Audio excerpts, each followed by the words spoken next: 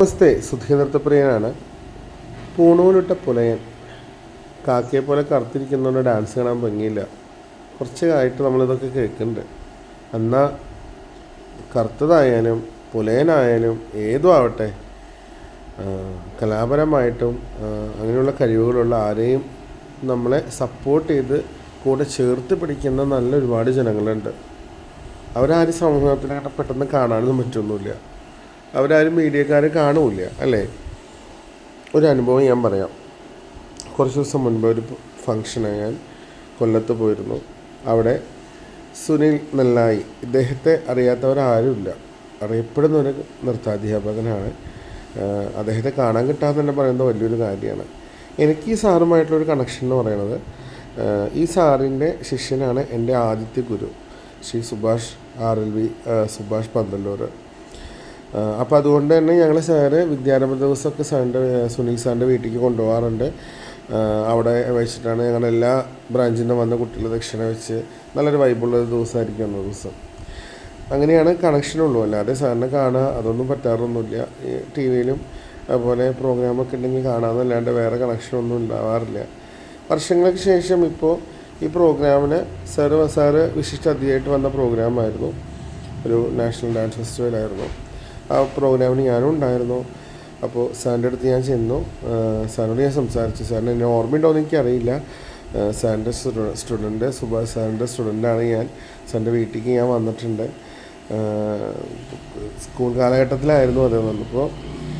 ഈ സാറിൻ്റെ മറുപടി അത് എനിക്ക് ഒരുപാട് പ്രൗഡായിട്ട് തോന്നി. കാരണം സാറിനൊന്നും എൻ്റെ മൈൻഡ് ചെയ്യേണ്ട കാര്യം പോലുമില്ല. സാറിൻ്റെ അടുത്ത് നിൽക്കാനുള്ള യോഗ്യത പോലും എനിക്കില്ല. സാർ മറുപടി പറഞ്ഞത്, എന്തിനാ മോനെ ഇങ്ങനെ വിശദീകരിക്കുക, 2 കൈയും ചേർത്ത് പിടിച്ചിട്ടാണ് പറഞ്ഞത്.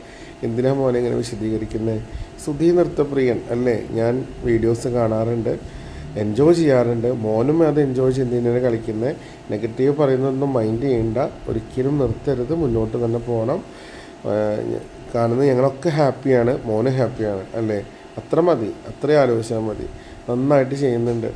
ഈ ഒരു വാക്ക് അദ്ദേഹത്തെ പോലുള്ള ഒരാളുടെ അടുത്ത് നിന്ന് വരാമെന്ന് പറയുന്നത് എന്നെ സംബന്ധിച്ച് വലിയൊരു കാര്യമാണ്. നേരത്തെ പറഞ്ഞ പോലെ അദ്ദേഹത്തിൻ്റെ കൂടെ നിൽക്കാനുള്ള യോഗ്യത പോലും എനിക്കില്ല. അപ്പോൾ നമ്മളെ ഒരു സ്ഥലത്തു നിന്ന് ഇങ്ങനെ തഴയുകയും അതൊക്കെ ചെയ്ത് പറഞ്ഞയക്കുമ്പോഴും നമുക്ക് അവർക്ക് ഒരു കാര്യം കൊടുക്കേണ്ട കാര്യമില്ല അങ്ങനെയുള്ള ആൾക്കാർക്ക്. അതെ അല്ലേ. ഇപ്പോൾ സാറിനെ പോലുള്ള ആളുകൾ നമ്മളെ ചേർത്ത് പിടിക്കുന്നുണ്ട്, നമ്മളെ സപ്പോർട്ട് ചെയ്യുന്നുണ്ടെന്ന് കേൾക്കുമ്പോൾ തന്നെ അതിൽ പല സന്തോഷം ഉണ്ടാകേണ്ടത്. അപ്പോൾ നെഗറ്റീവുകളും അങ്ങനെയുള്ള കാര്യങ്ങളൊക്കെ മൈൻഡ് ചെയ്യാതിരിക്കുക. മാത്രമല്ല, ഇങ്ങനെയുള്ള നല്ല ആളുകളും ഉണ്ട് നമുക്കിടയിൽ. ഇതൊന്നും ആരും കാണാൻ കേൾക്കാൻ പോകണമെന്നില്ല അല്ലേ. ഒരുപാട് സന്തോഷം തോന്നി, ഒരുപാട് പ്രൗഡായിട്ട് തോന്നിയ ഒരു മൊമെൻ്റ് എനിക്ക്. അത് തന്നെയായിരുന്നു കൊല്ലത്തുനിന്ന് വീട്ടിലെത്തുന്നവരും വീട്ടിലെത്തി ഞാൻ ഫാമിലിയോടൊക്കെ പറയുമ്പോഴും കൂട്ടുകാരോടൊക്കെ പറയുമ്പോഴും ഭയങ്കര ഹാപ്പി ആയിട്ടാണ് ഞാൻ അതിനെക്കുറിച്ച് സംസാരിച്ചത്. അത്രയും സന്തോഷം തോന്നി ഒരു നിമിഷം. അപ്പോൾ അതെനിക്ക് പങ്കുവയ്ക്കണം എന്ന് തോന്നി നിങ്ങളുമായിട്ട്.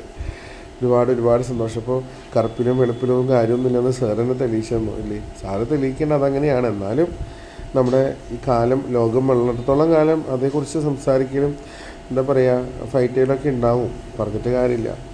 അതൊക്കെ പോട്ടെ, ഇതൊക്കെ മതി നമ്മുടെ എന്താ പറയുക ഹാപ്പി ആയിട്ടിരിക്കാനായിട്ട്.